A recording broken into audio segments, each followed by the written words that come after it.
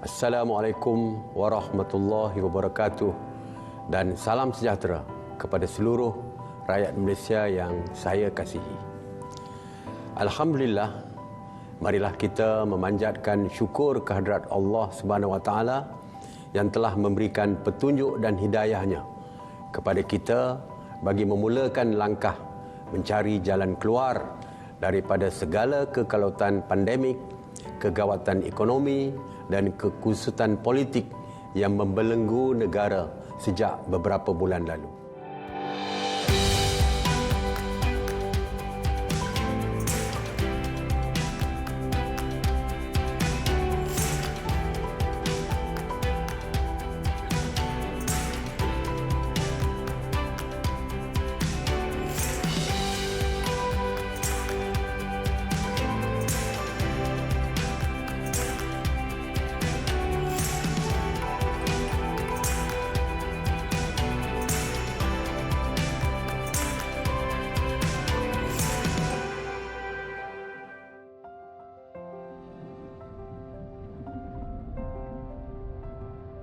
Seakan-akan alur cerita anak penoreh getah yang sering menjadi pembakar jiwa anak bangsa. Kisah yang dicoretkan tanpa lelah oleh media cetak arus perdana, majalah, jurnal sekolah dan didendangkan di corong-corong radio serta di kaca TV suatu ketika dahulu. Ada yang berkisarkan perik jerih, ada yang berkisarkan konflik dan ada juga cerita bahagia seusai duka. Kisah ini adalah kisah seorang anak penoreh getah berjiwa besar yang kini bergelar Perdana Menteri Malaysia ke-9.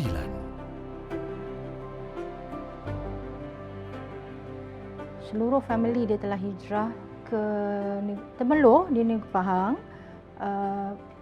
sejak sebelum Yang Amat Berhormat Datuk Seri lahir lagi. Saya bersekolah di Kampung Bangah bersama-sama dengan Datuk Seri Ismail Sabri Yaakob. Daripada darjah 1 sampai darjah 6 di sekolah Kebangsaan Bangau. Dia juga seorang ketua kelas, pengawas. Kalau di sekolah tu, dia je lah yang dapat nombor 1. Kan? Nombor 1 dia je. Dulu kami panggil dia Main je. Kawan-kawan biasa kan main ya. Membesar di dalam keluarga yang hidup seadanya. Datuk Seri Ismail Sabri merupakan anak kepada Allahyarham Yaakob Abdul Rahman dan Allahyarhamah Wan Jah Wan Mamat yang berhijrah ke Temerloh. Saya anak orang kampung. Ya. Memang kehidupan waktu kecil itu susah. Arwah bapa saya penoreh getah. Adik-beradik ramai. Saya yang terakhir, youngest di dalam family, 8 orang. Jadi boleh bayangkanlah, 8 orang penoreh getah. Nak dapat makanan pun 10% tu orang yang kaya lah pergi sekolah tu, kalau 10%. Kalau rumah tu, saya boleh ceritakan tanpa tak malulah cerita. Kalau hujan tu, ada yang tempat bocor lah. Dan terpaksa kita taruh besin untuk menadah air hujan. Dan saya faham tentang kesusahan keluarga. Sebab itu saya berdikari sejak daripada saya kecil. Dia suka meniaga. Dia bawalah macam kacang, aiskrim. Dulu di mesin satu kan. Dalam balang tu aiskrim potong tu, sekarang panggil aiskrim potong. Dan untung RM1. Just imagine lah, satu hari RM1 untung. Di kampung saya semua orang penoreh getah. Di tempat mesin getah tu, di situ tempat yang paling laku saya jual aiskrim tu. At least saya ada duit sendiri. Saya tak menyusahkan. Nakal suka ngusik-ngusik sikit-sikit gitulah. Tak adalah nakal buat orang kan. Sebab buku-buku orang dia sorok.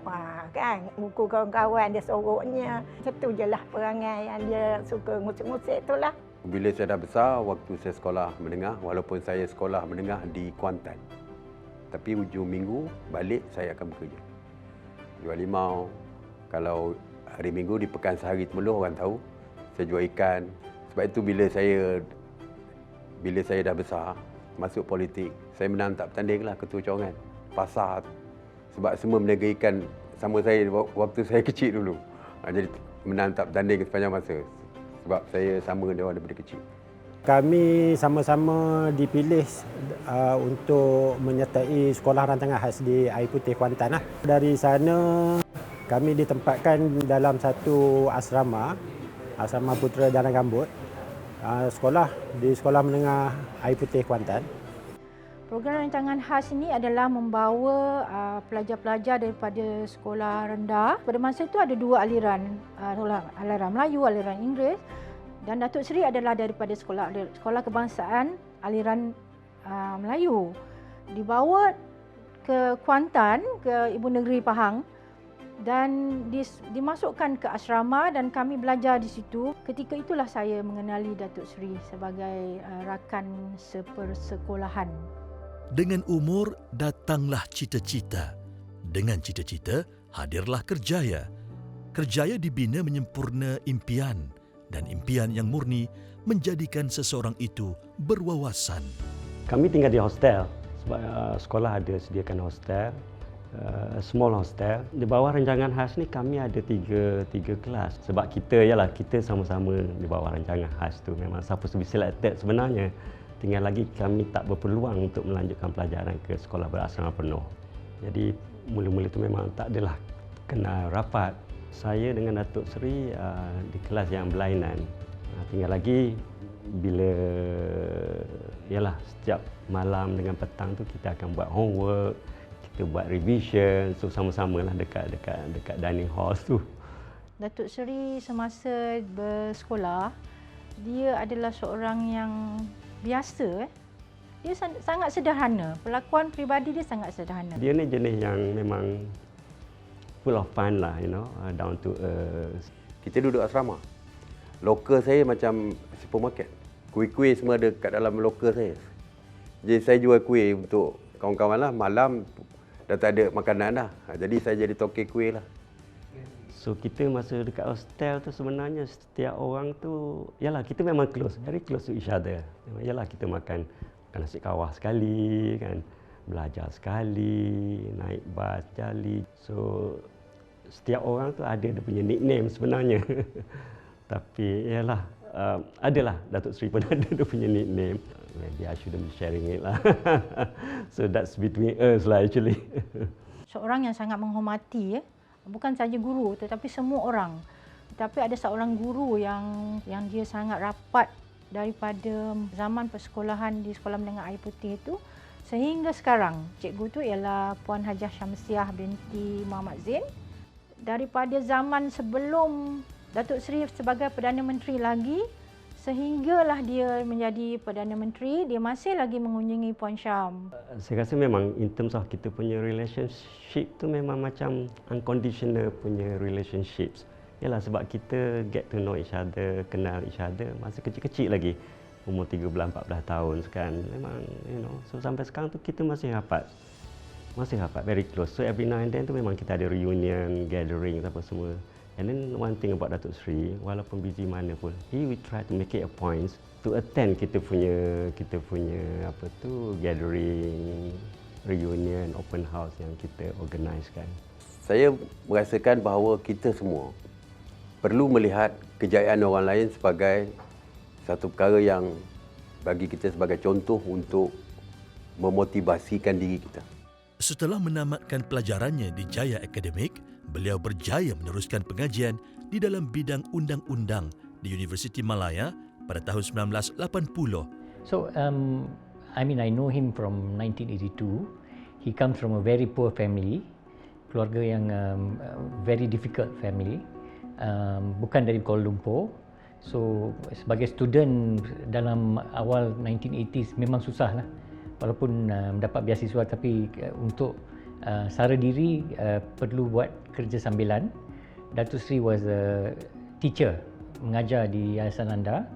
So untuk sara diri kita tidak boleh berharap pada keluarga. Sejak terkini saya mengenali Yang Amat Berhormat Perdana Menteri selaku ahli alumni Pertubuhan Rumpun Alumni Fakulti Undang-Undang Universiti Malaya, di mana saya menjadi presiden alumni ini. Dan Yang Amat Berhormat Perdana Menteri Datuk Seri Ismail Sabri Yaakob adalah salah seorang daripada ahli alumni kami. Maknanya beliau adalah seorang graduan yang tulen daripada Universiti Melaya Fakulti Undang-Undang. Masa di universiti, his relationship was very good with everybody. Tak kira bangsa, tak kira agama, tak kira darjat. Dia berkawan dengan semua mahasiswa. Sebab tu kalau kita lihat pada kawan-kawan Datuk Seri, ialah daripada kawan sekolah, sekolah rendah, sekolah menengah, universiti, mula dia start kerja, rakan-rakan peguam, semua still very close friends with him. Beliau masuk ke Fakulti Undang-Undang mengikut rekod kami pada tahun 1980 dan Datuk Seri graduate pada tahun 1984. Bukan calang-calang pelajar boleh masuk untuk menjadi pelajar di Fakulti Undang-Undang. Dan apabila Yang Amat Berhormat Perdana Menteri masuk menjadi pelajar, beliau juga dipilih untuk menjadi Presiden Universiti Melaya Student Union atau PMUM, Persatuan Mahasiswa Universiti Melaya. Beliau was actually in the forefront of fighting for students' rights. Dan perjuangan ketika itu adalah perjuangan kepentingan rakyat miskin. Sebagai ketua pelajar, pemimpin pelajar, Presiden Persatuan Mahasiswa, of course perjuangan kita adalah perjuangan yang ideal untuk memperjuangkan isu-isu rakyat. Tapi saya sendiri merasai kehidupan dan penderitaan yang dialami oleh rakyat yang miskin. He had a scrambler, Yamaha scrambler. That was his trademark lah. Dengan helmet, separuh helmet tu. And wherever he's coming dengan bila bunyi motor you dengar lah. So that was him lah. It was always the same kind of dressing, very simple dressing. Jarang tuck in baju and roll up his sleeve, rambut panjang. That's what I remember of him lah as a university student. Kalau you nak label dia, maybe rocker lah. Jadi antara perkara yang menjadi tumpuan rakyat jelata ialah bagaimana untuk mencapai sesuatu kestabilan. Datuk Seri Ismail Sabri saya rasa antara Perdana Menteri yang paling berani. All of which I think have been extremely made possible by the fact you had this great vaccination program in Malaysia.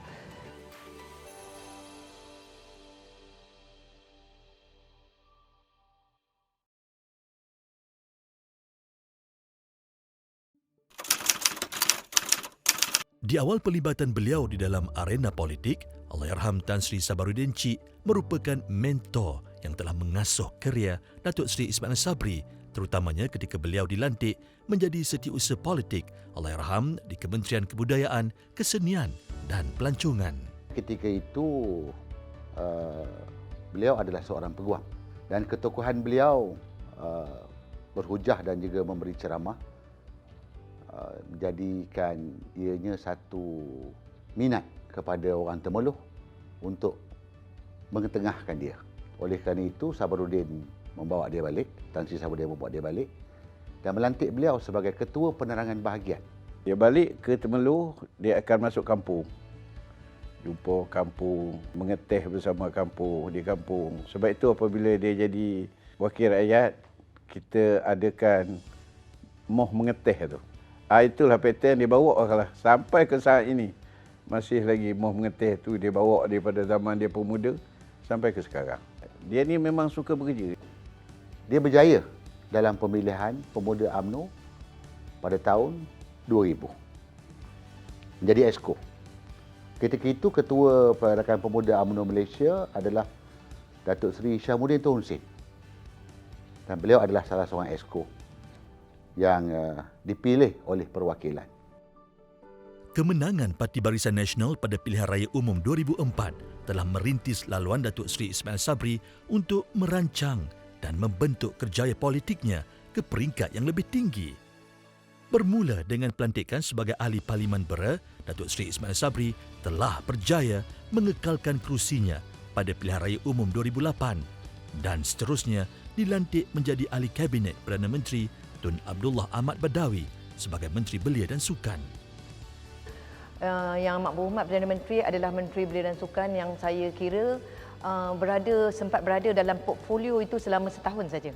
Ini kerana dalam masa yang sangat singkat tersebut, saya lihat bahawa program utama kita seperti program Rakan Muda dikembangkan lagi untuk terus mencapai kumpulan SASA secara serius dengan memasuki Rakan Muda ke sektor-sektor seperti kawasan perumahan, kawasan Felda dan kawasan yang paling penting kawasan Rakan Muda orang asli.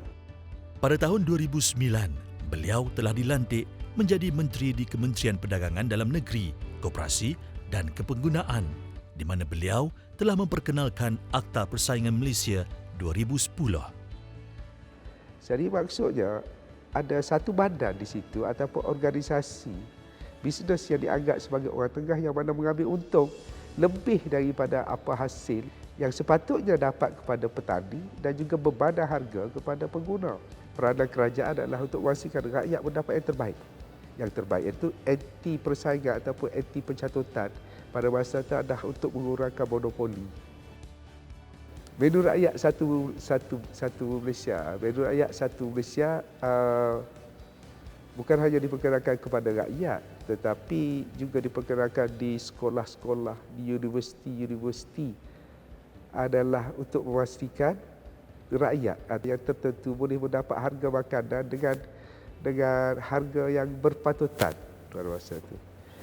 Sebagai seorang pemimpin yang berasal dari kampung, Datuk Seri Ismail Sabri amat memahami keperitan golongan petani.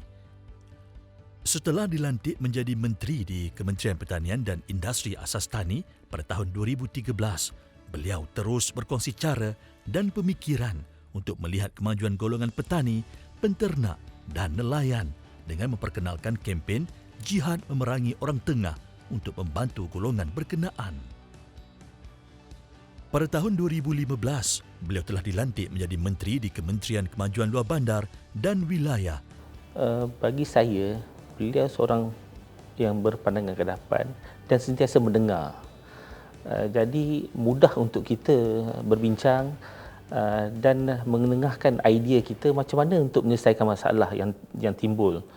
Jadi bagi saya, apa yang kita cadangkan jarang ditolak dan kita bersama-sama dengan beliau untuk membantu masyarakat luar bandar.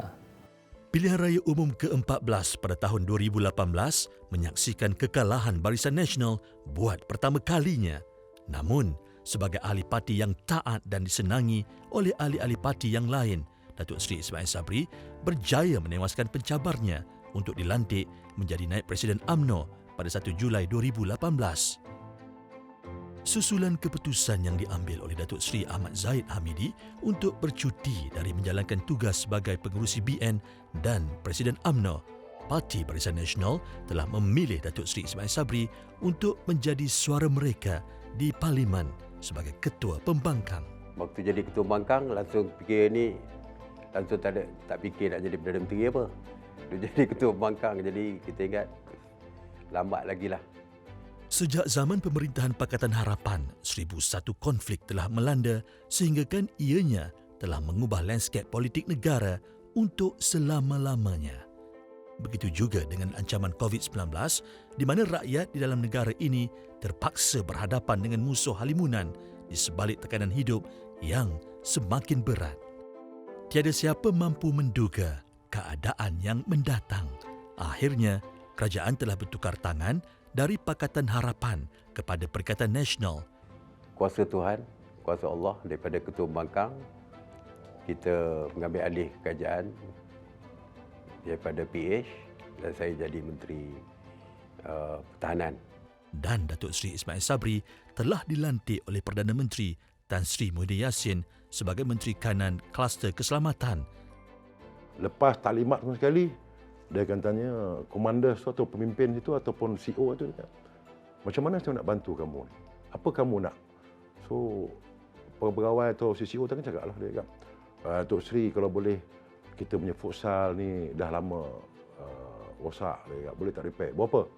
Dia tanya, dia akan pandang kat KSU waktu tu, dia kata, KSU okey? Okey, saya cakap, okey Tok Sri, okey, kita luluskan. Tok Sri, masjid kita ni. KSU boleh? Boleh. Itu Datuk Seri Ismail. Seringkali Datuk Seri pun turun padang bersama dengan saya melihat kepada hospital-hospital bersama dengan frontliners. Objektif kita ialah untuk menyelesaikan masalah rakyat dan juga isu-isu kesihatan. Malaysia mula bertentang mata dan mengenali sosok individu yang bernama Ismail Sabri. Hari-hari saya keluar TV. Baju saya pun ni kalau dulu ni batik apa ni mungkin kuih lah ni. Masa tu kuih air semua berdasarkan baju saya. Dan pengalaman masa tu, pengalaman waktu susah tu, waktu kita tengah dalam keadaan krisis, kita selesaikan banyak isu. Dan ketika itu saya pun tak fikir saya nak jadi Perdana Menteri pun. Sebab dari segi parti, saya nombor 3. Dan dia tidak ada cita-cita jadi Perdana Menteri. Saya yang selalu cakap ke dia. Saya cakap, ni esok jadi menteri. Ni tak lama lagi. Oi, tidaklah. Dia kata, saya dapat sisa parlimen jadilah. Saya gurau dia. Allah Subhanahu Wa Taala, Tuhan yang Maha Berkuasa, lagi sebaik-baik perancang. Pada tanggal 7 Julai 2021, beliau telah dilantik sebagai Timbalan Perdana Menteri Malaysia. Namun, sekali air bah, sekali pantai berubah. Kancah politik di dalam negara sekali lagi dikejutkan dengan perletakan jawatan Perdana Menteri oleh Tan Sri Muhyiddin Yassin dan Datuk Seri Ismail Sabri sekali lagi disentakkan oleh takdir. Selalu orang mengatakan manusia merancang, Allah yang menentukan. Tapi dalam perkara yang berkaitan dengan Perdana Menteri ini, saya tak pernah rancang, saya tak pernah fikir, tapi Allah yang merancang dan menentukan. Pada 21 Ogos 2021, yang di-Pertuan Agong Al-Sultan Abdullah Riayatuddin Al-Mustafa Billah Shah telah melantik Datuk Seri Ismail Sabri sebagai Perdana Menteri Malaysia ke-9 dan seluruh rakyat meletakkan harapan pada beliau untuk mengembalikan kestabilan politik, ekonomi dan kesihatan di dalam negara.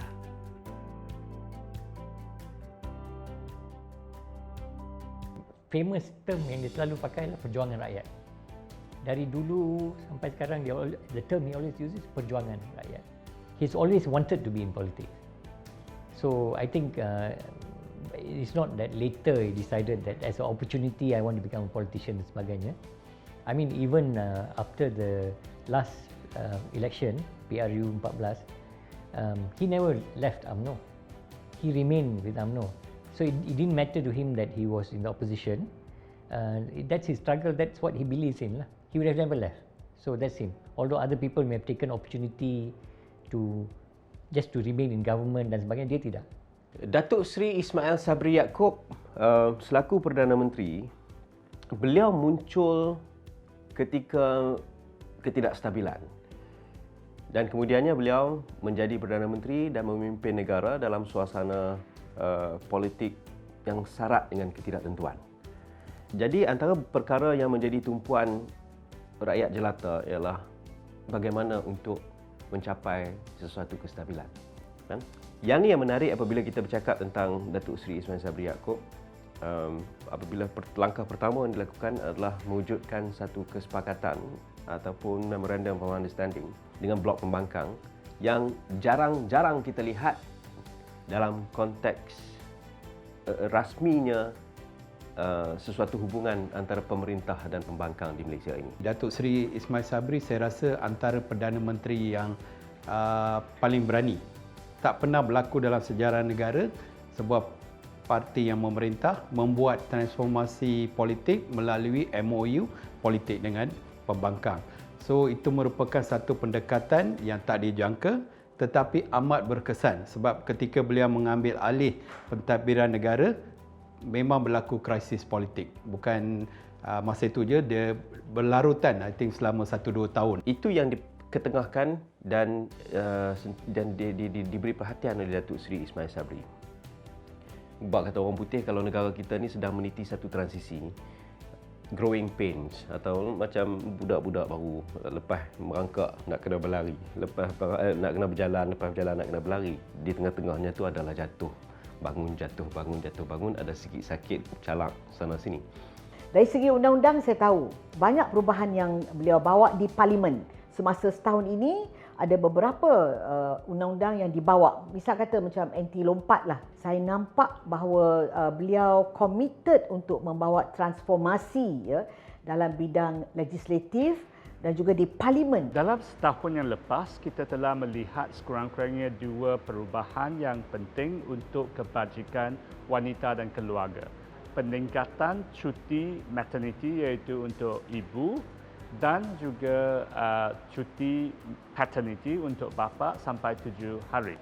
Apa yang kita perlu adalah mendalamkan dan memperluaskan dalam semua bahagian supaya tidak ada seorang rakyat Malaysia rasa mereka tertinggal. Kalau semua rakyat itu rasa terangkum, maka negara akan maju ke depan. We need a Prime Minister who is not about himself. We need a Prime Minister who puts the people as a priority and who's willing to work together. So, and I think konsep dia respect yang dia bagi kepada semua very difficult for people to do, but he has done it. Kita tengok yang paling menonjol sekali yang dia adalah pembelian rumah Bukit Jalil tu sebanyak 2,000 unit. Saya tak pernah lagi lah yang dia selesaikan dalam masa 6 bulan terus rumah tu dapat, dan dalam masa 10 bulan silap saya bulat-bulat lah duduk dah. So dia cakap daripada kita buat RKT ni baik kita beli terus. Saya merasai kehidupan dan penderitaan yang dialami oleh rakyat yang miskin. Saya tidak tengok baca buku tentang bagaimana susahnya, deritanya seorang miskin dan sebagainya. Saya tidak berpandukan kepada drama ataupun filem. Saya sendiri merasai. Sebab itulah menjadi passion perjuangan membela rakyat itu menjadi sebahagian daripada perjuangan sejak daripada student. Sehinggalah saya keluar dari universiti, saya terus menjeburkan diri dalam politik. Kini hampir setahun sudah berlalu sejak hari pelantikan Datuk Seri Ismail Sabri sebagai Perdana Menteri Malaysia ke-9. Perjuangan 365 hari beliau penuh laluan berliku. Namun beliau akur, tiada siapa yang pernah menjanjikan laluan sebagai Perdana Menteri ini mudah. Tugas dan amanah ini bukan calang-calang. Cabarannya datang bergelombang. Sudah pasti pengorbanan yang besar dan perhatian yang tuntas amat dituntut dari beliau. Kita tahu dalam tempoh 2 tahun kebelakangan ini, ekonomi telah ditutup, sepadan telah ditutup, ramai yang kehilangan pekerjaan. Masa tu Datuk pernah tanya saya, kamu ni anak yatim ke? Saya cakap masa tu, ya, saya anak yatim.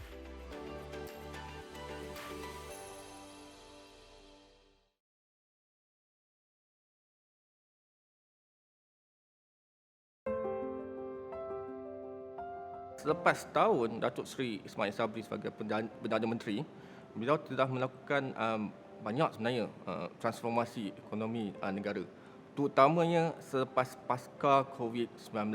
Kita tahu dalam tempoh 2 tahun kebelakangan ini, ekonomi telah ditutup, sepadan telah ditutup, ramai yang kehilangan pekerjaan. Tidak mustahil ada yang di kalangan mereka terlibat dalam isu kesihatan mental. Kesan daripada pandemik COVID-19 cukup dahsyat sekali. Malaysia is on the right track of recovery. We recorded 5% growth for first quarter of the year, which is in line with the forecast of 5.3 to 6.3% for the whole year of 2022. I believe the systematic subsidy mechanism implemented by the government helps for us to contain the level of inflation in Malaysia. Kita lihat bahawa beliau merupakan Perdana Menteri yang telah membuka ekonomi. Satu persatu ekonomi dibuka, sempadan negara dibuka dan melibatkan rakyat dapat menjalani kehidupan seperti biasa. Dengan jumlah subsidi yang cukup besar yang diberikan untuk mengurangkan impak harga kenaikan barangan, terutamanya barang keperluan.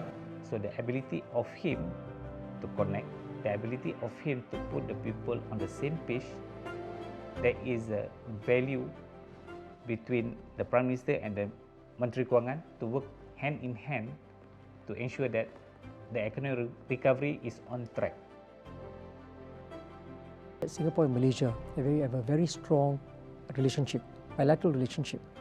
And a very important part of that relationship, I think, is the economic ties that exist between Singapore and Malaysia.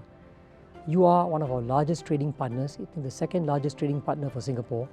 I think trade between Singapore and Malaysia in 2020 was almost close to 130 billion Singapore dollars. We're also one of the largest foreign investors in Malaysia. If I think historically, if you look at it, we may cumulatively be the largest foreign investor in Malaysia. Whatever it is, these are important things we achieved in the past, and I think we need to build upon it. We can do more of the same. I think we can also do some things different. I would like to congratulate the Malaysian government for the way they've done the vaccination rollout. You've done a great job, arising from which you can say that there's been a high vaccination rate in Malaysia, and that is very important, the high vaccination rate in the country, because that allows you to reopen the economy in a safe manner, allows people to travel across borders in a safe manner, also allows people to reunite with their families across the borders, all of which I think have been extremely made possible by the fact you had this great vaccination program in Malaysia. Di kacamata media, apabila kita berbicara tentang kepimpinan, kita berbicara tentang pemerintah, antara persoalan yang sering berbangkit adalah adakah media itu dikongkong? Kami media pun boleh dikatakan ada kebebasan lah. Sebelum ni bukan tak ada kebebasan, tapi ada had dia. Kita faham media ada had dia, tapi Datuk Seri sendiri, dia sendiri pastikan media dapat menjalankan tanggungjawab tanpa sebarang gangguan lah. In fact, maybe beliau akan bagi nasihat lah kalau kita ada buat kesilapan macam itu je lah. Apa yang diperlukan untuk seseorang pemimpin itu berdiri duduknya, bertindak agar dilihat pertama efektif, kedua berkesan, ketiga benar-benar berjaya membawa anjakan. Baik, Datuk Seri dia mempunyai cara dia tersendiri. In fact, dia tidak tunggu press conference ke atau kenyataan media. Kalau ada isu, beliau akan bersedialah untuk ditemu bual oleh media tanpa, boleh katakan tanpa protokol apa-apa. In fact, ada rakan media bagi tahu mereka akan telefon beliau untuk mendapatkan detail mengenai sesuatu perkara yang diumumkan oleh kerajaan, dan beliau terutama yang kenal secara peribadi dengan beliau, Datuk Seri akan jawab telefon dan bagi penjelasan lah berkenaan dengan isu itu. Bila dia termuncul dalam keadaan yang tidak stabil, beliau akan meletakkan komitmen yang tinggi dalam memastikan pembaharuan ataupun elemen pembaharuan itu sentiasa ada di dalam kepimpinan beliau. Buat pertama kalinya sejak Hari Wartawan Nasional diperkenalkan, dan pada tahun 2022 pada bulan Mei, Perdana Menteri pada waktu ini ialah Datuk Seri Ismail Sabri Yaakob yang memberikan komitmen kepada warga media dan kepada masyarakat secara umumnya, media itu harus bebas. Dan pastinya kebebasan media ini bukanlah satu kebebasan yang mutlak. Tapi kebebasan yang diberikan ini adalah kita tidak perlu lagi mengulangi kesilapan lampau, dan ini komitmen Datuk Seri Ismail Sabri Yaakob yang pada khidmat saya adalah perkembangan yang baik dan sihat yang ditekankan oleh Datuk Seri Ismail Sabri agar kita tidak mengulangi kesilapan lampau yang media itu dikawal dan akhirnya hanya sekadar untuk menjilat kerajaan. Ini adalah sikit sebanyak satu kejayaan, satu perkembangan yang sihat dalam konteks kebebasan media di Malaysia. Jadi bila Datuk dan Datin datang, mereka tu tak datang dalam keadaan yang orang luar. Dia datang sebagai mak ayah datang melawat anak dekat asrama. Macam itulah. Prime Minister is the face of the country. And now Datuk Seri Ismail Sabri become the face of Malaysia.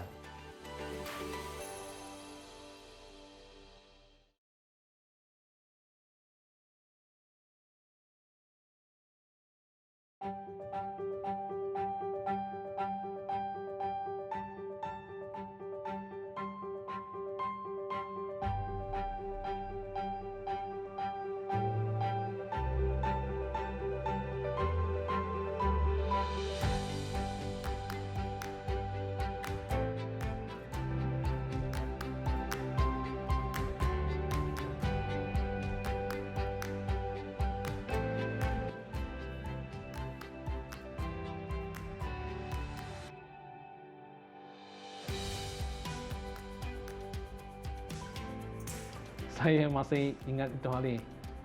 Seterusnya apa Datuk Seri Ismail Sabri call saya, "Fu, you ada di mana? Di hospital?" "Ya."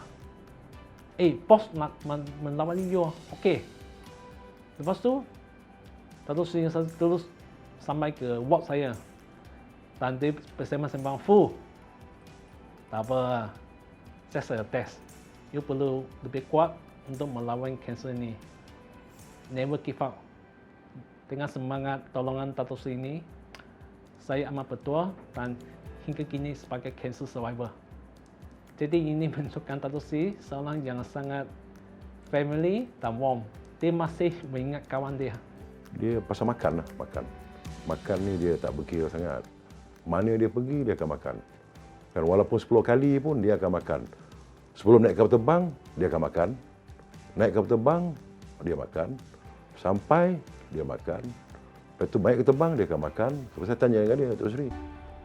Sebab apa Datuk Seri? Datuk Seri kuat makan sekali kan? Dia cakap, bukan kuat makan. Dia cakap, tapi saya mesti makan. Sebab saya tak sampai hati. Kita datang, orang bersusah payah prepare untuk kita. Kita tak makan, sedih dia. Walaupun sedikit pun saya akan makan. Okey, Datuk Ismail Sabri ni dia adalah figura yang dia akan meninggalkan dia punya kuasa, dia punya protokol semua dekat luar. Jadi bila dia masuk ke rumah Al-Faiz ni, dia adalah sebagai seorang bapa pada anak-anak. Jadi dia layan macam mana seorang bapa layan anak. Sebab kebanyakan anak-anak kat sini tak ada keluarga yang lengkap. Jadi bila Datuk dan Datin datang, mereka tu tak datang dalam keadaan yang orang luar. Dia datang sebagai mak ayah datang melawat anak dekat asrama. Macam itulah. Masa tu Datuk pernah tanya saya, kamu ni anak yatim ke? Saya cakap masa tu, ya saya anak yatim. Lepas tu dia bagi macam kata-kata lah dia supaya jangan sedih. Datuk Atuk ada kat sini. Atuk ada kat sini. Kalau apa-apa cakap je dengan Umi, Atuk boleh tolong. Macam tu. Dan waktu tu rumah terbakar tahun 2018 hingga akhirlah bulan 12 tu sebelum kita pindah ke sini, memang dia datang. Memang dia akan tanya budak-budak ni macam mana, budak ni duduk sana. Dia pun ada offer kita untuk duduk di rumah dia kat section berapa saya tak ingat, tapi kita kata kita nak cari tempat yang senang dekat dengan sekolah. Bila ada event dengan dia, dia selalu macam borak dengan kita orang datang, pegang bahu, lepas tu borak-borak, okey ke duduk sini, belajar rajin-rajin, makan cukup kan, semua dia tanya. Dia sayang ke Datuk main? Sayang. Kenapa? Sebab dia macam ayah Iping. Sebab Iping tak ada ayah. Rakyat didekati, beban rakyat cuba dicicip bersama. Segala kusut dicari pelerainya, segala jerih dicari penjernihnya. Walaupun berbeza kepercayaan, latar belakang dan budaya, kita meraihkan keterangkuman dalam perbezaan, menjunjung semangat Malaysia sebagai sebuah negara bangsa. Dalam konsep keluarga Malaysia means that everybody has a stake in Malaysia, regardless of race, religion, whether you come from Sabah, Sarawak, Johor, Kelantan ke mana ke, kita satu keluarga Malaysia lah. And daripada the background that he had, bila rakyat mengalami kesusahan, tak kira bangsa, tak kira agama, yang bantuan yang datang pun tak kira dari siapa. Masing-masing perlu menjaga keharmonian. Masing-masing perlu bertindak sebagai satu kumpulan. Kita memiliki rakyat yang cukup majmuk dengan berbagai bangsa, kaum, etnik. Sebagai satu keluarga, kita perlu kebersamaan. Dalam apa juga keadaan, kita perlu dalam konteks kebersamaan. Dan Datuk Seri Ismail Sabri dapat dilihat cuba untuk mengikis ketaksuban yang ada dalam kalangan apa yang disebut dalam dunia politik ini. Kerana dunia politik ini ramai apa yang sedang didepani adalah tahap ketidakpercayaan dan ketidakyakinan yang tinggi. Bukan sahaja di Malaysia. Ia adalah senario global yang disebut sebagai the global distrust atau discontent yang ada dalam kalangan masyarakat umumnya. Konsep keluarga Malaysia telah beliau perkenalkan bagi meniup semangat ke dalam sanubari segenap lapisan rakyat bagi melunakkan jiwa yang dipenuhi ketidaktentuan serta untuk meringankan kehidupan yang dihimpit bebanan. Sebenarnya sejak hari pertama lagi Yang Berhormat Perdana Menteri dilantik memegang tampuk pemerintahan kerajaan ini, Yang Berhormat Perdana Menteri telah memperkenalkan konsep keluarga Malaysia ini. Yang sebenarnya inilah merupakan satu konsep yang begitu jelas bahawa kita rakyat Malaysia, tak kiralah bangsa, apa bangsa kita adalah satu keluarga. Dalam konteks keluarga ni mesti ada perasaan kasih sayang, saling ambil berat antara satu sama lain, tidak membebankan antara satu sama lain, dan sebenarnya itulah yang diterapkan oleh Yang Berhormat Perdana Menteri. Jadi saya rasa gagasan sekarang ini walaupun baru setahun diperkenalkan, begitu dapat diterima oleh seluruh rakyat Malaysia dan mereka memahami apa itu keluarga Malaysia yang ingin diterapkan oleh Yang Berhormat Perdana Menteri. Prime Minister is the face of the country, and now Dato' Seri Ismail Sabri become the face of Malaysia in Japan after his visit in May. Keluarga Malaysia initiative stresses the importance of unity among the Malaysian people.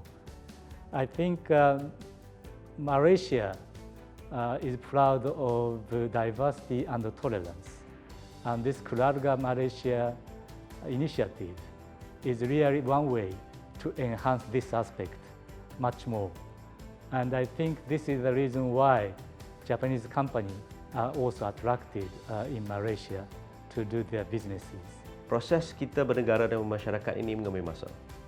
Proses sosialisasi dia, evolusinya sentiasa berjalan. Yang harus dimunculkan di dalam keluarga Malaysia ini adalah kekuatan masyarakat antara satu sama lain tanpa melihat ras, tanpa melihat latar agama, tanpa melihat latar perbezaan. Yang ada hanya satu adalah satu keinsanan. Melihat antara satu insan dan insan yang lain. Ini adalah the soul of keluarga Malaysia. Kita boleh mengkritik, tetapi sebaiknya kita mengkritik secara membina. Kritikan-kritikan ini cukup penting kerana kita nak lihat bahawa negara kita ke hadapan pada masa akan datang. Malaysia akan lebih baik, momentum lebih baik, rakyat bersatu padu, rakyat sentiasa membantu satu sama lain, rakyat sentiasa bertolak ansur, rakyat sentiasa hormat menghormati. Kita memerlukan satu kesepakatan ataupun satu kekuatan baru supaya apa yang kita miliki ini bukan sahaja dapat dikekalkan tetapi juga dapat dipertingkatkan pada situasi ataupun pada tahap yang lebih baik pada masa akan datang. Konsep keluarga Malaysia ni untuk mewujudkan keharmonian dari segi inklusiviti sama-sama kita, dan saya percaya kita akan berjaya melahirkan sebuah negara yang makmur, rakyat yang berbilang kaum ni dapat hidup dengan selesa, dan yang pentingnya adalah dari segi kumpulan-kumpulan yang perlu dibantu ni akan dapat kita bantu keluar daripada kemiskinan.